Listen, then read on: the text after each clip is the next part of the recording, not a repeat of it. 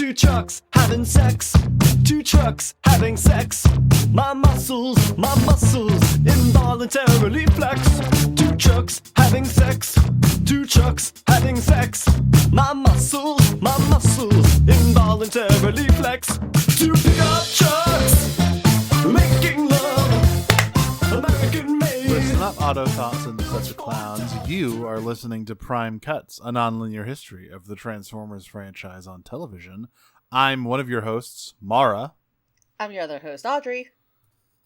And it's time for swords, I guess. Transformers Prime has decided that it is not time for swords. I want everyone to be so proud of me for the self-restraint that I'm going to show in this episode. I only have one joke to make about ABO stuff. God damn it, that's right. We are covering Legacy and the confoundingly named Alpha/Omega. I mean, half of it makes sense. That's true. I don't know. I guess this confirms Megatron as an alpha. I mean, I've read that Megop fic. I knew you had. I actually haven't. I don't read Megop. I don't have nothing against it. I just only read Starscream ships. There you go. Now, Meg Starop I have read. Okay, now that's crazy. I'm trying to imagine. There is some good juice in there. I bet. Yeah, they're squeezing it all out of Starscream. Anyway. No, they're putting it into him. Anyway, Not even 2 minutes in. And I still promise it's only one joke about ABO, but that's the only promise I made here, folks. I didn't say shit about anything else. So we open Legacy on Smokescreen getting into a road rage incident. This is crazy. I actually don't know how you fuck up this badly. Bro. They later say, like, shit, we've been so focused on getting all the MacGuffins from the Iacon vaults, we forgot to tell Smokescreen not to be a jackass. We were so focused on getting Smokescreen to pass his SATs that we forgot to teach him how to read. That's right. Now you got Jared 19 over here. Yeah, like, he and Bumblebee... I never fucking learned how to disguise myself. Well, that's clear, considering the fucking alt mode he chose. I love that RC's like, he's got a big 3.8 emblazoned on his fucking side doors. He's a walking target. Ugh. So he and Bumblebee are out doing something when he, like, gets into a tiff with a human driver. And when the guy gets out of his truck to yell at him, Smokescreen just turns into robot mode and says, "You want to do something about it now, pussy?" And Bumblebee is immediately like, No. And the guy, of course it's too late. The guy takes a photo of them. Yes. Which is where we end our cold open. We learn a few things here. Number one is that Raph and his family are currently being relocated by the U.S. government because the Decepticons know where they live now. Yeah. That's crazy.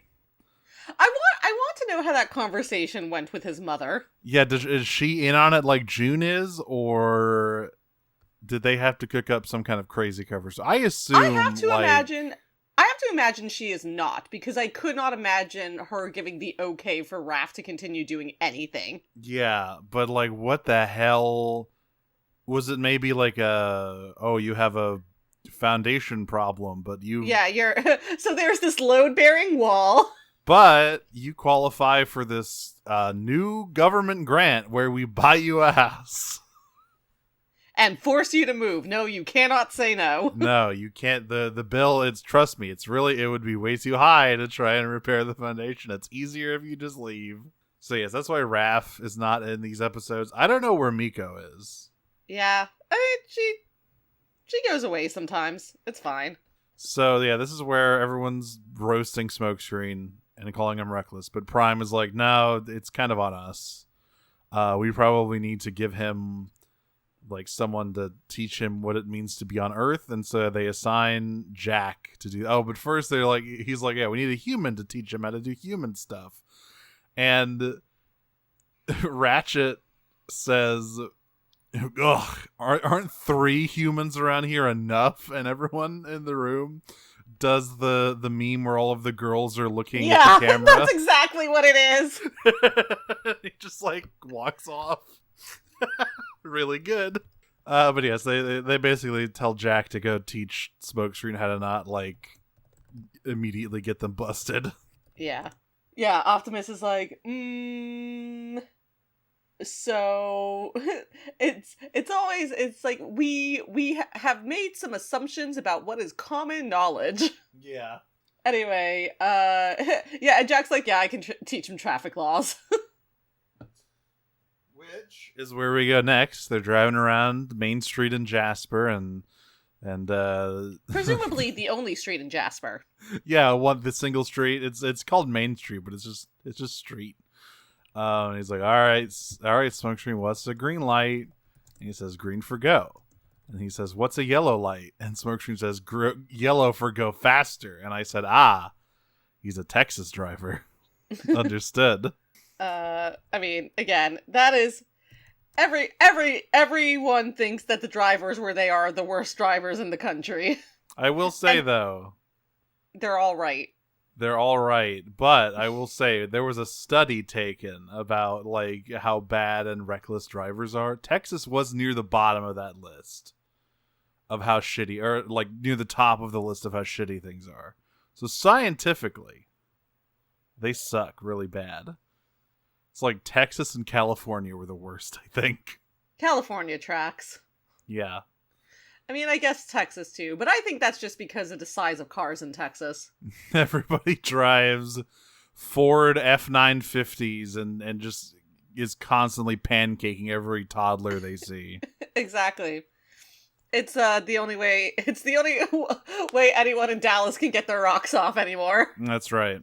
So, of course, Smokescreen's just fucking with him. It was just a prank, bro. Don't be mad. And he stops at the red light. But then Vince, Jack's high school bully, pulls up alongside them. Jack tries to disappear, and Smokescreen's like, "Oh, what's this? Aren't you gonna say anything?" Like, and what does the bully have? The bully does have a name. What's his name? His name is Vince, and he throws a burger at them. Yeah. And Vince is like, mocking him through the window, and then like throws a burger at him, and Smokescreen's like, are you gonna do anything? And Jack's like, no, just leave it alone. And Smokescreen's like, no, I'm not gonna do that. Which, by the way, like, Vince, Jack is sitting in like a top shelf sports car painted in racing stripes, and you're like, haha, loser. What are you talking about?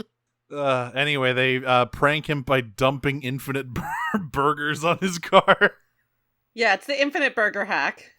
They they drive back to base, they're laughing, and they show RC the picture of Vince's car covered in burgers. And she's like, okay, well, this isn't exactly how I wanted this to go at all. Yeah.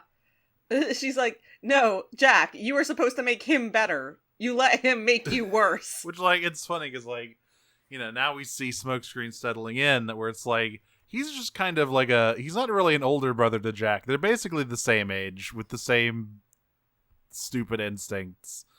And now RC realizes what a horrible mess she's in. Next, we cut up to the Nemesis. Yes.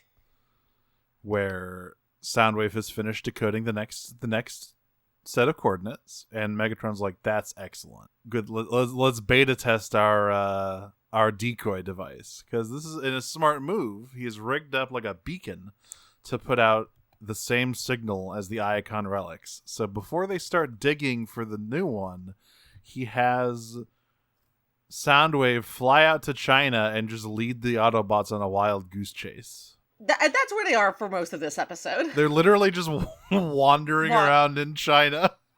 Yeah. With like terrible the frozen cell part of China. Yeah, like up in the north in the mountainous parts. And they have bad cell reception. So nobody can call them. Meanwhile, Jack and Smokescreen return to base to learn that Megatron has found something. And we cut over there Megatron is digging, and he finds the sword in the stone. It's okay, yeah. So what we get here is a Wile E. Coyote ass sequence. Mm-hmm. This His solution is amazing. Oh, just take the mountain? Yeah, because, like, so the order of things is, like, they uncover it, and Megatron shits himself. He's like, oh, I hope this one's of Decepticon origin, like a cool Decepticon weapon and not some gay Autobot bullshit. And then the rocks follow, and he's like, oh, fucking hell. I have to keep this out of Optimus Prime's hands at all costs. Yeah, he's like, this is game over for us. Yeah, this is bad. We got to get this shit. So he tries to yank it out of the thing.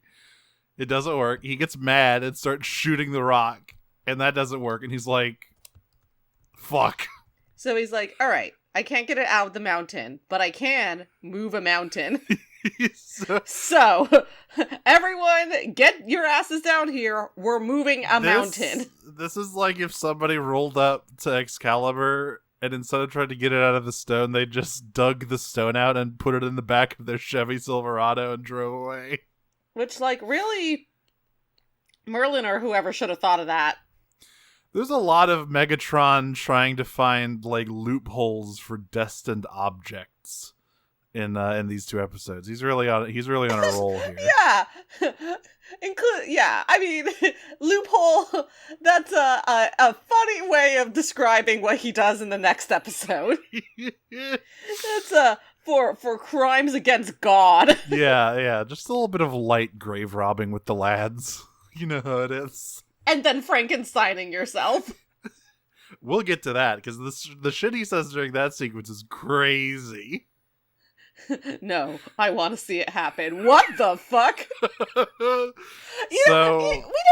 talk. Sorry, we're gonna get there, but we don't talk a lot about the positive aspects of Knockout and Megatron's relationship, and they are truly freak for freak in next episode. Yeah, like they're matching each other's freak. They're on the same wavelength. It's beautiful. So Smokescreen brings Jack along to this, which is dubious. And they get there and they find the Decepticons trying to load the mountain to their Chevy Silverado, as I said. So Smokescreen naturally runs ahead without planning and gets his ass beat. Yeah, Jack is like, we should leave. Yeah, we need to wait for backup, but Jack is like we need to go because I shouldn't even be here. I can't believe you talked me into this. He says to begin with. When they I pulled get there, a Miko. Yeah, he says I pulled a Miko. Yeah. I thought he was like, first of all, I'm not even supposed to be here. Second of all, I didn't think Megatron was going to be here. We gotta go, dude. Smokescreen's like, no, I got this. You don't understand. And he's like the Dark Lord himself. And Jack's like, no, you don't understand. I have personal beef with that guy. Oh, also, right, yeah, exactly. He's like Spike Wiki. Yeah. But we also didn't mention the point that, like, the part of Smokescreen trying to get good boy points. Yes. From Optimus this entire time. This isn't just him running off half-cocked because he's, like, self-assured. It's him being like, I need to make Daddy Optimus proud of me.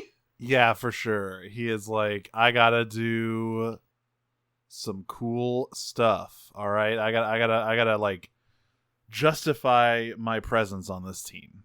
So this is why he runs this. He is also the person who identifies this particular sword.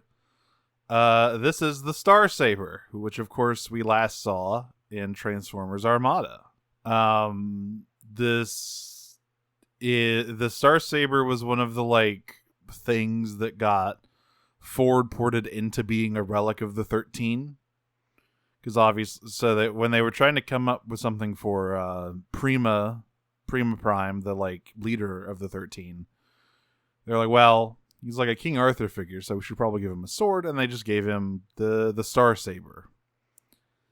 And it is basically just Excalibur, but it can shoot lasers. It's okay. Yeah, these next two episodes kind of get into like lightsaber territory a little bit. Oh my god, especially. I mean, the fight in the next episode, I was like, all right. So now it's me, boy, to PS5. We'll do cowboy games in space. Absolutely. You got laser swords now, sure. So, yeah. Yeah, we'll get to the the crazy bullshit at the end of the second episode.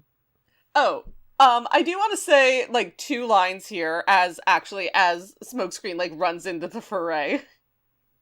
Yes. Which is Megatron just looks at him and goes, "Who in the pits of Kaon is that?"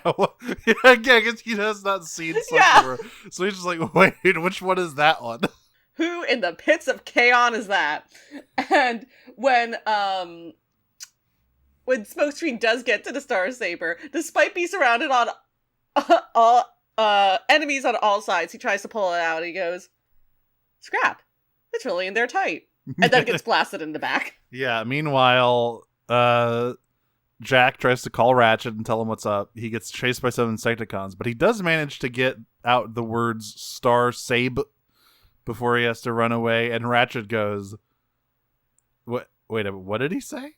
Did he say I think he said?" But then he hears the distinctive Insecticon neigh, and he goes, "Oh shit, Jack, what the fuck?" Oh my god, he's out there. So he tries calling Optimus again, and then we cut back to some random part of China where they're just like, oh my god, every time we get close to this beacon, it goes away from us, which just makes me imagine Soundwave up there, like... I imagine him playing like circling. Snake. Yeah, like, he's just flying in a pattern. Weird. Optimus, this is strange. The signal is Optimus moving. Is like, we've all been very stupid. The signal is moving, and it's drawing the shape of a dick in the sky. That's very strange. It's a middle finger? What the fuck? But yeah, so what I love here is Ratchet literally, because he knows where they are, he just can't contact them because Soundwave is scrambling their comms. So he just like pops out of the ground bridge in person to tell them what's happening. And then they roll up to the excavation site right as Megatron is lifting the whole mountain into the back of his Chevy Silverado. The Autobots arrive. And immediately, Megatron's like, wait, where's Prime? Does anybody know where Prime is? Do we got eyes on him? We shouldn't let him get to the sword. Yeah. Do we know where Optimus is? And is he in touching distance? And is he doing a platforming challenge? Yes, sir, I regret to inform you. Optimus Prime is indeed doing a platforming challenge to get the sword. He is parkouring to the Star Saber as we speak. He is going Crash Bandicoot mode, Lord Megatron. And Megatron's like, well, can we stop him? They go, no. So yeah, while the rest of the Autobots are fighting down below, and RC is very mad at Jack, Optimus fucking parkours his way up a mountain and jumps to the chunk of mountain that the Star Saber is stuck into and grabs the sword. So, I don't say this very often with regards to most Optimuses. This one more than others. But what he does with the Star Saber here as a mountain basically hurtles towards him, it makes me go, Daddy, sorry, Daddy, sorry, Daddy, sorry.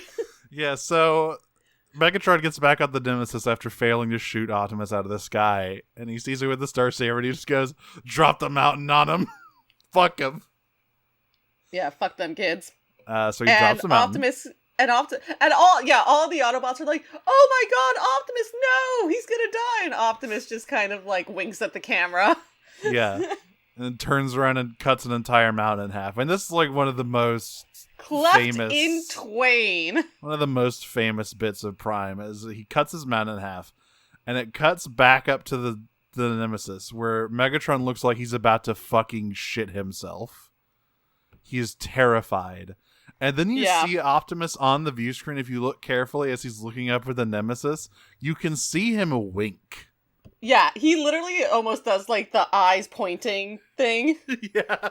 you know? And in a fun little twist, Megatron says, "We Decepticons now face our darkest hour." Yeah, it's really funny. It's like, oh no, whatever will the Decepticons do? It's the Autobots have get to talk about that shit since the 80s. It's nice that the Decepticons get to name drop it for a change. So Optimus sends a big blast at the Nemesis as they're pulling away. And nearly Daddy, knocks sorry. Daddy, sorry. him over. So then he started blasting. Mm. And Megatron like barely limps away. And he's got the damn Star Saber. I'm not gonna lie. Seeing Megatron scared for his life is very rewarding. Yes, like it's one of the best parts of the show. Just this sequence of where you see the mask slip, and he's like genuinely fucking terrified of Optimus. I beefed it. Oh fuck, we gotta go. So back at base, RC is a little mad at Smokescreen and Jack. She dresses them both down pretty hard. Smokescreen is like, yes, sir. I mean, ma'am. I mean, sir. And I mean, commander.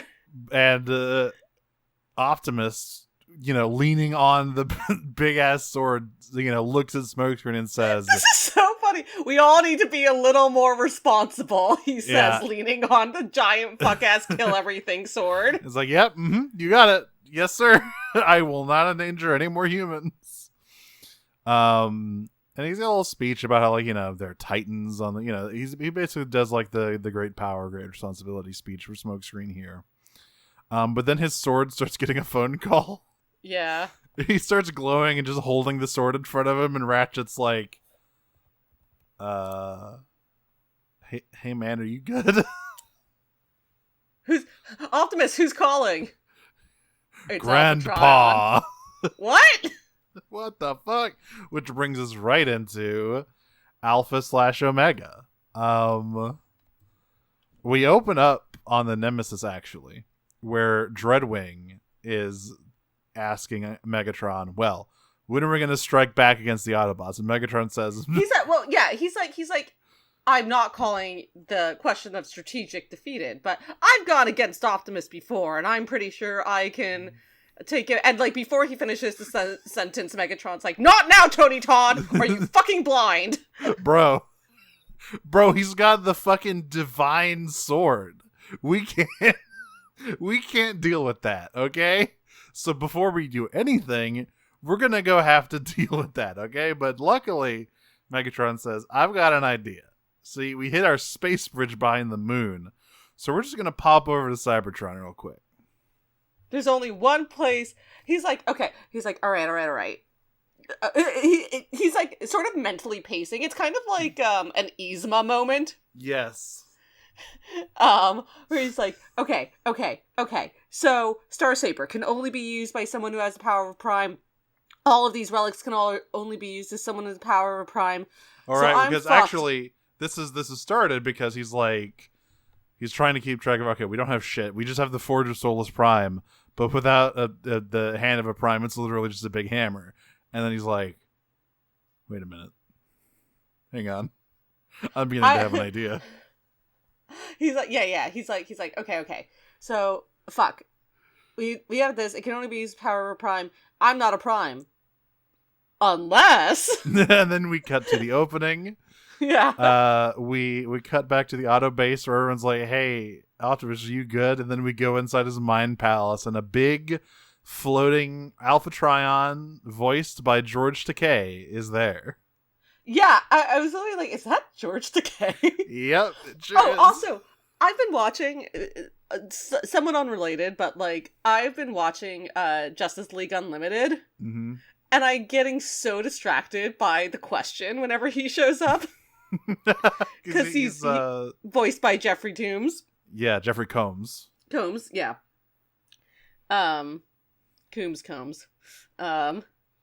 And he's voiced by Jeffrey Combs, and I'm like, very distracted.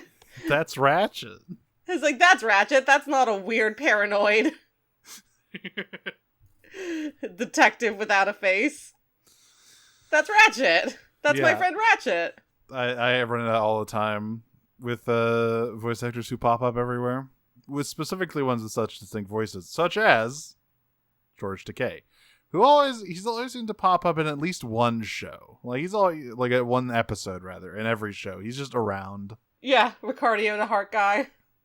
The fucking warden from the one episode of Avatar where they go to the prison. Yeah.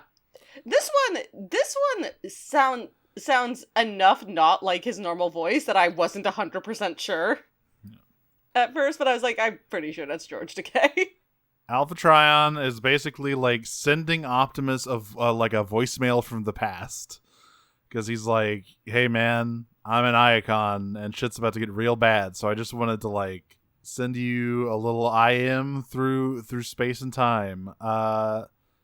So I saw in the Bible that you and Megatron would get into some crazy shit on Earth. So I basically sent all of our coolest stuff there. Now, I don't know if he knew. I presume he knows Earth's true nature, that it is Unicron's body. Like, I have a hard time believing that Alpha fucking Trion didn't know that. Wouldn't it be really funny if he didn't, though? He's just like a guy who knows all of the secrets, the fucking divine archivist, and he's like, oh shit, that was Unicron the whole time? That's crazy. Damn, I really fucked that one. Sorry, OP. I guess that is where we left him, huh? I never really thought about it that way. Okay. But yeah, so he's like, yeah, man, and the last 4 relics are the most important. You gotta get that shit, because if you get all of the Omega keys, you can rejuvenate Cybertron. And Optimus like comes out of his trance and immediately starts decoding that shit. Sure does. So the Omega keys, they never say what it goes into. I'll tell you right now. Omega keys. Here's my one ABO joke. Okay. Oh my god. I promise you, it's not even that bad, and I promise you, this is the only one. Omega keys, my new line of chastity belts coming soon to a retailer near you. Optimus, me and Solus are having a crazy time on Earth, and I lost the keys to my cage. I've been in here for 4 million years, Optimus. I need you to find them for me. Well, you see, it's specifically chastity belts and not cock cages, because it's Omega. Oh, you're right. You see. So anyway, that's it. That's the only joke. I swear to God. The Omega keys. They don't say it in this episode. They go into the Omega lock, as one may presume. And the Omega lock is yet another fucking Unicron trilogy thing that got ported forward to here. The Omega lock is one of the central like MacGuffins of Transformers Cybertron / Galaxy Force. And the keys, the Omega keys, are basically just a less colorful version of the Cyber Planet keys from same show. So a lot of Unicron trilogy stuff here. Anyway, Megatron and Dreadwing go to Earth. Excuse me, that's the opposite of what happens. They go to Cybertron. They leave Earth. They go to Cybertron. As I said earlier, they have parked their space bridge behind the moon so nobody can see it. I really love... It's so goofy. Megatron just floating it out and be like, yeah, the moon's tightly locked, so they can't see this shit when I put it back here. And even if they're good, they can't do anything about it. Meanwhile, the Autobots are at first really jazzed about like, damn, this is going to rejuvenate Cybertron, we can go home, we can rebuild. And then they think about it a little longer, they're like, wait, our friends, our little human pals, we're going to have to like leave them behind. My codependent alien relationship. And they're like, well, shit, now I'm bummed out. And Ratchet says, you can just text them. Who cares? Well, he says it like kind of haltingly. He's like, I guess we can text them. Yeah. And he goes back to, by the way, as soon as Optimus came back with a big ass sword, he started making him a scabbard for the sword. He's like, just so you have somewhere to put it. And he immediately got to work on that. Megatron and Dreadwing are going to get called out on Tumblr because they break into a tomb. Yeah, well, and they're not. They're at least doing something better with it than jewelry. I guess that's true. Oh wait, no, sorry. The grave robber was a witch. Yes. The jewelry was someone who sent their toe to that person. Yeah, which if it's your own toe, I don't mind that one. I think that's it's fine. fucking weird, but it's fine. It's weird, but like it's not wrong. It's Yeah. weird to dig someone else's grave, which is what Dreadwing says when he's like, I don't know, it feels kind of weird, and Megatron just basically turns out and goes, "What are you, gay?" Yeah, what's a Open the little fucking grave robbing tomb. between villains? And he's like, Don't pussy up out on me now, Dreadwing. You want revenge on Skyquake? This is how we get it. Now move that fucking lid. So they crack it open. There's a prime in here. Now there's a few answers as to who this guy is. So there's a few problems with this fellow here. Because he's never named in the show. And we never really get to see him. We just see his like arm. And it doesn't really look like any of the other primes. I believe there's an art book that identifies it as Sentinel Prime. That'd and be funny. the Covenant of Primus, the like big lore book that they released about all of the 13, identifies it as Liege Maximo. Once again, Okay. this arm does not look like any version of fucking Liege Maximo. No, it does not, but fine. He's always green. But like, because of some things, it would have to be a member of the 13 because like the title of Prime doesn't, there's a lot of weird stuff. So this has to be Liege Maximo's arm, but it could also, Sentinel Prime's arm. Irregardless, it's a Prime's arm, and Megatron cuts it off like he's like clipping some fucking delicious beef jerky to snack on. Don't love that. And he heads out. So Optimus finds the next thing, and he's like, well, there's only 4 coordinates left, so presumably these are all the Omega keys, which means I gotta get them. And he sends Smokescreen volunteers to go first, and then RC's like, yeah, I'm coming with you. I will babysit you for this mission. She's still Not happy. a little up in arms about how things went last time. Yeah, she's pretty mad. Then we cut up to the Nemesis, where Megatron's on the operating table, and Can you match my freak? Knockout's like, okay, for legal reasons, I have to ask again, are you sure about this? And he goes, yeah, man, put that shit on there. Knockout's like ready to go. Knockout's like, I will do this, but I need you to promise me you're not going to kill me afterwards. And Megatron's like, absolutely, Doctor, you have my promise. And Knockout goes, okay, great, I will prepare the sedative. And Megatron goes, no, I want to see, what is it? I want to see you attach my new appendage, which but I made can't me remember think... the actual phrase he uses. It's something like, I want to see the miracle happen. It's something extremely grandiose. And Knockout just smiles, the biggest smile. This is the most delighted I think Knockout has been this entire show. He's like, oh my god. He's like, Lord Megatron, respectfully, I just came. This is the hottest thing anyone has ever said to me. I was when Megatron said, yeah, I want to see you attach my new appendage. I was like, damn, congrats on the phalloplasty, Lord Megatron. You probably should go under for that, though. I don't think you should be awake for that. But yes, he's awake. He raw dogs the arm reattachment surgery, and we next see him just fucking going to town on a chunk of Dark Energon with the Forge of Solus Prime, because of course, as we remember, the Forge's unique abilities that in the hands of a Prime, as Dreadwing reminds us in this season. He's like, yeah, Dreadwing and Knockout are here because it has been a little bit since the Forge came up. Last time the Forge was relevant, Breakdown was still alive, so it was a little bit ago. And he's like, yeah, the Forge of Solus Prime can take any raw material and forge it into anything. in the hands of a Prime. So he's using a chunk of Dark Energon for something. I mean, presumably a blade. We kind of know that it's a blade. RC and Smokescreen are in Giza, which should mean there should be in, like... It's so funny whenever, like, shows go to the Great Pyramids and the Sphinx, because one, they aren't that close together. Two, that whole shit is, like, next to Cairo. Yeah, like, the pyramids... There's a the pyramids fucking and the Pizza Sphinx Hut. aren't that close together, but the pyramids in Cairo are.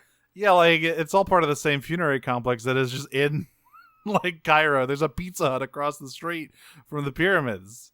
Yeah. I mean, it's not, like, that close as across the street, but, like, yes, it is that. Oh, also pretty damn close to being that close. Same thing with Revenge of the Fallen. It was like, you know, it's pretty close to the city. People would be able to see what's going on here. But irregardless, they're here, and Smokescreen's like, hey man, I am sorry about endangering Jack.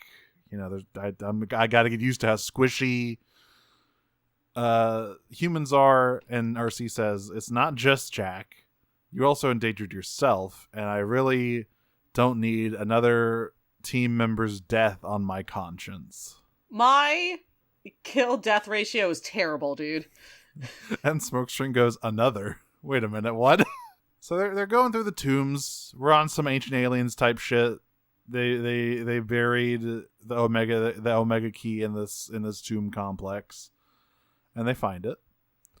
And then they walk out of this little tomb, which, by the way, Smokescreen has to, like, hunch over in because he's too tall. Which I thought was funny.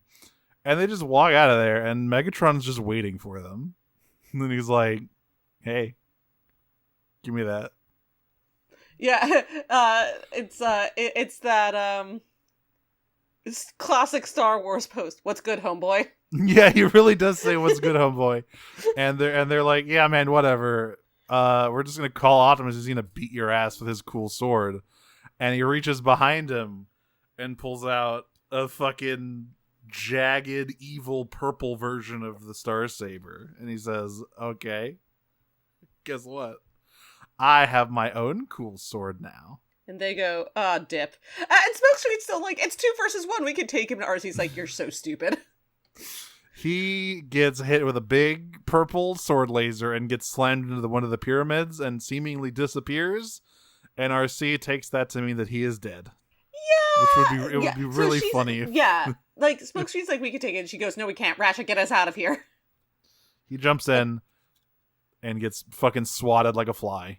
Yeah, and the space bridge opens in time for RC to jump through, but not before Megatron has to aura farm on her, because, like, she falls to her knees in despair. Oh, right, that's right. Yeah, she doesn't jump through. He does a very stupid villain thing. He's like, I should cut you in half, but I'm going to let you live so you can deliver a message. If Optimus wants this key, he's going to have to come challenge me face to face for it. All right, man. Cool, dude.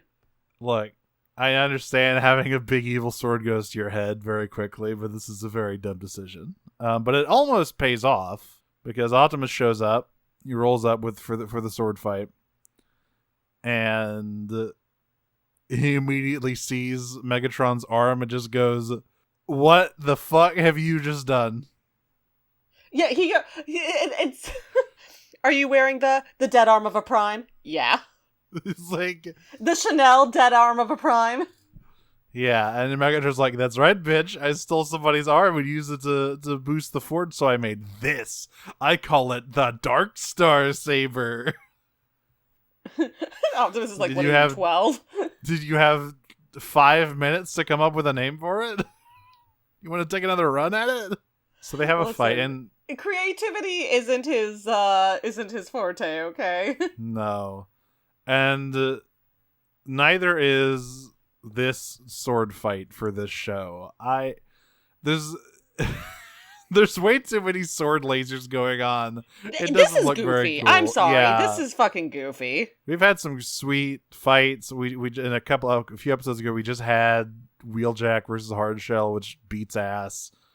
We had like anything Soundwave does. We've had some really sweet fight scenes. This is not like when they are It's actually cowboy fights in space. It's the PS5. when they are actually sword fighting, there's too many fucking particle effects going on. I can't tell what's happening. The filter that they put on the Dark Star Saber is rancid. I'm sorry. It's crunchy.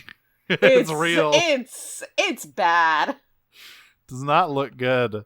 But it's good enough to break the Star Saber, which it does. Just shatters it into nothing more than a hilt.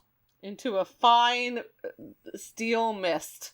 And he's just about to execute Optimus. That is, of course, when Smokescreen reappears, sort of pulling like an anti-Hot Rod when you think about it. Where like an Optimus and a Megatron are having a fated duel and he interferes, but it goes well for him and Optimus doesn't get fucking ganked. Get gut. So like, hey, points for you, Smokescreen. But yes, he survived because he has the phase shifter. This is basically going to be his, like, he says it later, his signature item for throughout the rest of the show. He calls it a weapon. It's like, that's not a weapon, homie. Yeah, that's a tool. Yeah, it's like an espionage tool. I don't think there's any way that they show to use it like offensively. I guess you could like take shadow cat organs could, out like, or something. Shadow cat somebody into a room and then leave them there. Which is a really funny idea. If you just like push somebody through a wall and then just like kill them by cutting them in half in the wall. Or that, yeah, you could just do a no clip. Yeah. Or take some organs out. But he's not doing that. No, he's not doing any of that shit. Bulkhead would do that shit. We saw what he did to that one Viacon in like the first episode. He just yanked that shit right out. Hardcore. But Smokescreen, despite the fact that the Autobots get away with the key, Megatron is still pretty pleased because he's like, I am back in control. Now I'm the only one with a cool sword. Yeah. Oh, how to turn tables. And like he still doesn't. The funny thing is, he doesn't know what the keys are. He doesn't know what they're for. Yeah, when he like yanks it from Smokescreen, he's like, what does this do? And like nobody's told him. Optimus is straight up like, we can't let them know what they actually do. Just let, as far as Megatron knows, they're just paperweights. Oh, there is one last line that, like, Optimus has in his fight with Megatron that is, like, extremely cutting, basically, where Megatron's like, what now? Where's your power of the primes now? And Optimus is like, I'm just a soldier. Yes. And you're just a weight. Like, something along the lines of, like, you're just a weight. I have it here. Megatron, this is when they're clashing, and Megatron says, at last we take our rightful place, Optimus, as gods, wielding the power of the cosmos. And Optimus says, I am but a soldier, Megatron, and you are a prisoner of your own twisted delusions. I got soul, but I'm not a soldier. And then that's when Megatron breaks the Star Saber. But yeah, they return home, and everyone's like pretty bummed that Optimus lost the Star Saber. But Ratchet's like, nah, he was cool before he had the Star Saber. I wouldn't worry. Nothing bad ever happens to the Autobots. Nothing bad ever happens to the Kennedys. Then need a 5-episode pause, and then. So yes, that is Alpha and Omega. R.I.P. to the Star Saber. We hardly knew ye. Yeah, it is really funny that there was like such a big deal made out of it and that it was immediately destroyed. Because it was like, oh shit, if we let Optimus have the sword that destroys everything, it trivializes every conflict, so we have to get rid of it. They've created the sword everything from the famous sci-fi story, Don't Invent the Sword That Destroys Everything. So they gotta give Megatron the like super powerful sword to like keep things skewed in that way. But I bet if it was made of 3 planes, it wouldn't have broke like that because the planes would have just come apart and they could put it back together again. They should borrow from a better series. That's damn. All right. Can you imagine? Armada is the best Transformers show of all time. No flaws. In fact, the Unicron trilogy. That's right. The Energon is better whenever slop you want to say is your favorite. Animated Beast Wars, fuck that. I love that you Energon. couldn't get through like 2 words of that without laughing. Because it's simply too Simply absurd. ridiculous to even it's like even think. Absolutely. Well, we've got some questions. We sure do. We always do. Thank you guys for sending them in. Our first question today comes from Scrapple Hey, what if on the quest for the Holy Grail, Arthur and his knight Lancelot had to stop at the inn for the night, but there was only one bed? Do you think there were like okay in like the nunneries of like the Middle Ages, there were some like Fujo nuns reading the Canterbury Tales and like we're all having fun and joking about this. This is literally the first college essay I wrote. Hell yes. My first semester of college, I took a course called Medieval and Renaissance English Literature. And we read 4 stories: The Fairy Queen, Canterbury Tales, Paradise Lost, and one more, but I can't remember which. But anyway, when we were reading Canterbury Tales, that was like the first time I heard the term homosocial. And the first essay I wrote was about the homosocial between Arthur and Lancelot via Guinevere. There you go. For anyone who doesn't know what a homosocial is, it is the homoerotic tension between 2 male characters who are fighting over the same woman. Anyway, so yes, there was only one bed and they definitely fucked in it. For sure. But that's just what knights did. You should hear what Gawain got up to. The whole movie about that. It's true. With cum and everything. Damn. With cum and everything. Hello, episode title. How are you? I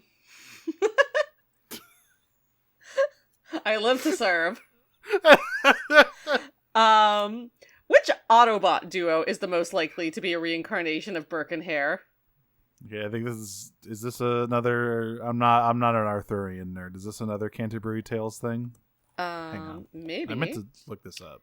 No, they were a series of murders. Oh. They were murderers. Oh, these are the Resurrection Men. Okay. Yeah. These are the guys who were like, it's too slow going to just rob the graves. What if we made new graves? Well, no, specifically, they were selling corpses. Yeah, so it's like they were grave robbing fresh corpses and giving them to colleges, but they were like, this shit's too slow. we gotta cut out the middleman here, so they just started killing people. Which Autobots? One of them is definitely IDW Rodimus. I don't know why. Rodimus and Whirl. Oh fuck. Oh no. Possibly Whirl and Swerve. Wait, no, it's Whirl and Swerve for sure. It's Whirl and Swerve. That's their side hustle.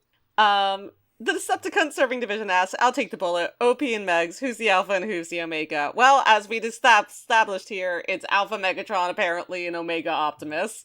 That's right. I mean, he literally breaks Optimus's sword in this episode. Yeah. This is what Force Femming would look like if Simon Furman never existed.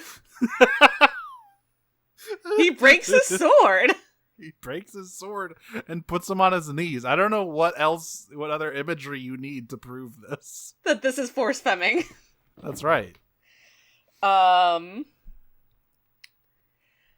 Collector Sidewinder asks, what is your favorite version of Starsaber? If you wish, you can split this into the weapon and the bot. Okay, this is Starsaber the bot. IDW is so funny just for how absolutely insane he is. Yeah, it's like, so there's all right. So let's do a little dive into the name of Starsaber, right? Because obviously it first appeared in Armada as a sword, but before that it was a guy named. And after Starsaber. it was a guy. And later in IDW they used that guy, but they made him a little bit crazy. Okay, so the original Starsaber is from Victory, one of the Japanese cartoons. He was like the leader of the Autobots in that show. He was like a stand-up hero guy. Then the Star Saber was used as the name for the sword in Armada. Then it was used for the name in the sword here. Then Star Saber showed back up in IDW, except instead of being a cool hero guy, he was like a religious extremist who like fucking kills people with a greatsword. Yeah. Pretty different fella. If I had to choose, I would say because the other two are swords and I haven't seen Victory yet, I'm gonna say it's IDW Star Saber. Yeah, it's gotta be. It's gotta be. Also, he is just funny. Like, It's in a really very funny. morbid way, but he is funny. Like, in the way he fucking kills Atlas by crushing his spark with his bare hands and just growling in his face, "God hates you." Chill. Relax, bro. It's okay. Yeah. Security for fucking Getaway. Throughout various media, there have been tons of magical named weapons with weird powers associated with them. For instance, Excalibur, the sword given to Arthur by the Lady of Leek, had a unique power to make it so its wielder would never lose a fight, and the scabbard made you unable to die from your wounds. Do you have a personal favorite unique magical weapon with special powers? You got one? I don't know if this is my favorite, but it is the one that's from my current hyperfixation. So, Shinmo from the Scum Villain Self-Saving System is a demon sword that can cut through time and space. Oh. Including... So, Scum Villain's an isekai. Uh-huh. And it can cut into the real world. Oh, wait, it's the subtle knife from fucking His Dark Materials. Exactly. Holy shit. Uh-huh. And actually, that's another good one, subtle knife, but that's not a weapon, really. Yeah, it's like a tool. Yeah. So it's literally like a kitchen knife, right? And it's like a fucking... Yeah, it's like a cleaver or something. Yeah. Or like a chef's knife. Yeah, and Shinmo very much is a sword. I think, as with any question like this, I immediately forget all magical weapons and Every series you've ever read. You know, like I've never heard of a weapon before. What's a sword? What's a mace? I don't know. I had an answer, but I forgot it. Shit. Like in saying that sentence, I forgot the answer that I was thinking of. Can I get it back? No. Sure. I'll also, because I'm watching JLU, Wonder Woman's Lasso of Truth is fun. Yeah. Mjolnir. It's a basic answer, but I do like me some Mjolnir. And the special power just being thunder stuff. And like being worthy of wielding it. I guess I'm specifically talking about Marvel Mjolnir here. That's I always like that shit. Yeah, that's fair. I can't front and say that it wasn't cool when fucking Captain America picked that shit up in Endgame. Yeah, we watch Marvel movies sometimes. Not for years, but you know. Yeah, I haven't really seen one since that, but that was a good time. I think once they started requiring homework, I was like, I don't care that much. Yeah, I'm pretty sure I'm not watching Loki for this shit, dog. I'm pretty sure the last Marvel thing MCU thing I watched was not Endgame, but the one before it. Infinity War. That was also... Okay, the last one I saw in theaters before recently was Ant-Man and the Wasp, which released right after Infinity War. Was that after Infinity War? Okay, I did watch Ant-Man and the Wasp. Yeah. The last one I saw in theaters, because my dad got me tickets for free, was the Fantastic Four movie, which I thought was okay. Yeah. Looks nice. Very nice looking movie. Good costumes. There's only so much Pedro Pascal can do. Mm-hmm. Cliff the Dead Jumper Chet asks, so to recap, Optimus found a Star Saber and then about 24 hours later it broke. Has there ever been a worse incident of a legendary artifact quickly becoming useless moments after acquisition? Is this the return of Megatron's iconic sword, TM? I mean, this one's more iconic than the other one, at least. This one's actually used. Like a big evil... like rock sword. The other one literally looked like the toy they made of it. It did not look... I'm trying to think if there's ever been like a worse fucking legendary artifacts to broken legendary artifact speedrun. I feel like there has been, but it's been like purposeful. Like it wasn't living. It didn't actually live up to the legend, and like they found that out. Like the hero finds that out quickly. I guess it just staying in Transformers, there is the bit in Revenge of the Fallen where they find the Matrix and it just immediately crumbles to dust. Yeah! That's pretty good. He has to put it in the sock. Oh, man. Yeah, I think that's fair. That was a pretty good one. Hey, Biden asked, if you were one of the Viacons awkwardly standing around watching Megatron not pulling that sword out, like Wile E. Coyote, I'm telling you, how sure are you that you're going to be executed later that day? You gotta be pretending to be doing something else while he's doing that. If he turns around and sees that you were just standing there watching him the whole time, you're not making it out of today alive, bud. I mean, it's a crapshoot on the best days about whether they make it out alive. Yeah. Honestly, like, given his moods. Yeah, but you gotta be like turned around, like fiddling with one of the drills when he like looks, or else things are gonna go badly for you.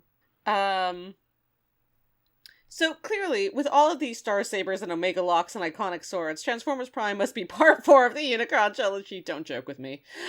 With those series being the Great War. So the question is, how did that nutjob Optimus grow into this one? Stopped taking drugs, started taking drugs, bonked on the head by a coconut? How dare you even suggest this is my actual answer. To be fair, there is another series between, like, after Energon where Optimus does not act the way he does in that show, which is fucking unhinged. And while Armada Optimus may not have a flawless record, I don't appreciate this slander by comparing to him as 10 years later counterpart in Energon. All right, that's just simply those are different guys. Okay, so how did that happen then? Let's talk about it. Started like recreationally slamming his head against the wall. That's the only thing I can assume. He's looks maxing. Yeah, that's why he looks like that. It's a little known fact that the Sparker combination is actually also the Orb of Confusion. So he's had that shit in his chest for 10 years. Oh, Jesus Christ. But yeah, it is funny that there's so much, like, it's because it was kind of the most recent one, but like there's a lot of Unicron trilogy stuff showing up in Prime. Because they were pulling a lot of that stuff into the Align continuity, because it was there. Yeah. Geist asks, so before Prime, has there been an evil Star Saber, or is this a cool new toy for Prime? There has been, in fact. It was never in the show, but in the comics and in the toy line of Armada, there was the Dark Saber, which is an evil, like a version of the Star Saber where the air defense minicon team were like recolored, of course, because this was during the period where Hasbro was just realizing how crazy popular Armada was, so they had to start like pumping out redecos and like padding out the end of the toy line with all of those Beast Wars re-releases of like all of the Transmetal figures. And in the comic, the Dreamwave comic, and in the toy line, the Darksaber is presented as like the Star Saber having been corrupted by Megatron's influence. Like their personalities literally change.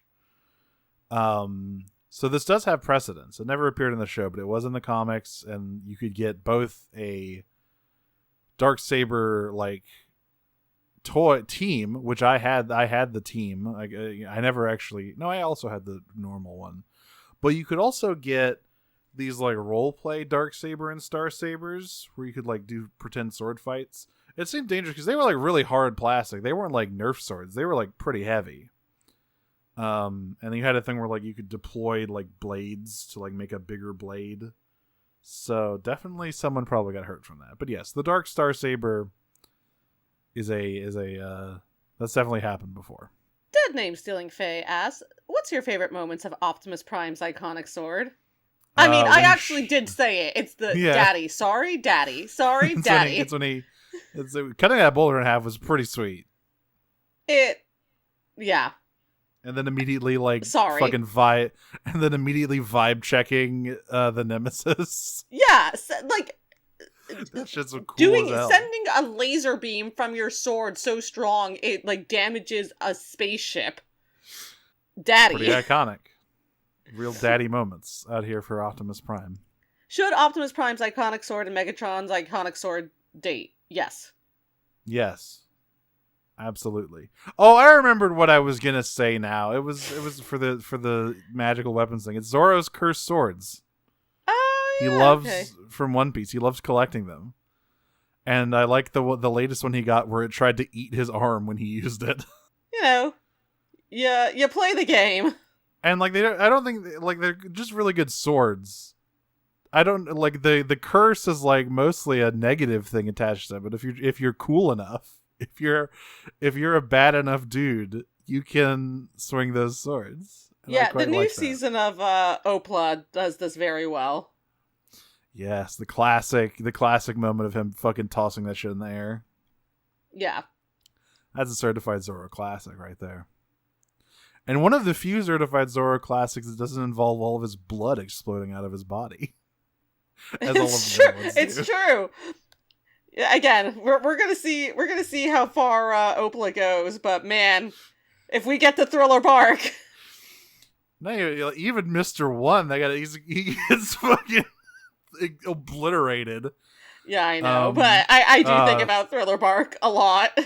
Yeah, when he in terms of bad Zoro moments. In terms of Zoro death flag moments. When he ingests the pain bubble. This is fine, dog. Nothing happened. All right. That'll be it for us here on Prime Cuts. You can find us on Blue Sky at primecutspod.bisky.social and on the Noise Space Network, noisespace.xyz for all of your podcast needs. Every last one of them. All of them. Anything you need, you can find it there. And if you can't find it there, then you're fucking stupid. No. Then you're fucked. You're fucked. You're done. You're just fucked. You're not fucking stupid. You're just fucked. You might as well go live in the woods. No more podcasts for you. And we're on Patreon, patreon.com/primecuts, where you can, for $1 a month, listen to us talk about the Japanese shows still stuck in the fucking bogs of headmasters. Someday we'll get out of there. Not anyone soon. Someday we'll meet Star Saber. So hey, there's that. It's true. One day we'll do Victory. One day we'll see what Star Saber was actually like. But until then, it's just Chrome Dome pinching RC on the butt forever. At $5, you get access to Prime Cuts Nautica, our quarterly deep dive into the strange bits of Transformers miscellany, such as failed toy lines, micro continuities, weird characters, all sorts of good stuff. And at $10, you get all that and shout outs. The stuff Hasbro doesn't want you to know about. That's right. You pay. we're gonna tell you all about the secret stuff, and Hasbro doesn't want you to know about Bumper. That's right. Well, listen, I can't say for sure whether or not Hasbro would actually. $10, you get all of that plus shout outs. So thank you to our elite guard patron Sabrina Steele, and they call me the inner gobbler, the way I've eaten Cybertronian ass. Still a challenging name, not gonna lie. There every week. I'm Mara. You can find me on Blue Sky at marawyvern.biscuit.social and on Tumblr with a Cyclonus of the 5 at the end of it. And I'm not working on any side projects at the moment. I'm Audrey. You can find me on Tumblr and Blue Sky at Optimum Prime, my funny robot internet joke. You can also listen to the other podcast I do called Pot of Grief. That's about Yu-Gi-Oh! I'm also a script editor and voice actor on a radio drama called The Disappearances of Lydia Fontaine. The first episode of which, the pilot episode, is available right now on lydiadisappears.com, and the rest of which will be releasing starting on June 21st of this year. Wow. Only in a few weeks. And that's 2026 for anyone who's listening to this in the future. Also, sometimes I do drag, and you can find that at Maxwell Warp on Instagram. Well, until next time, listeners, I am going to create a mold of accumulated Cheeto dust and hit it with the Forge of Solus Prime to create the blade, the most powerful blade known to gamers. Transform and roll out. You created a very vivid mental image just there that I do not Thank appreciate, is what I want to say. I'm an artist with my words. Yeah, like a Banksy. Like, I am going to sue Acme Corporation for their faulty dynamite that won't let me get this MacGuffin out of the rock, transform, and roll out. Peach. Peach.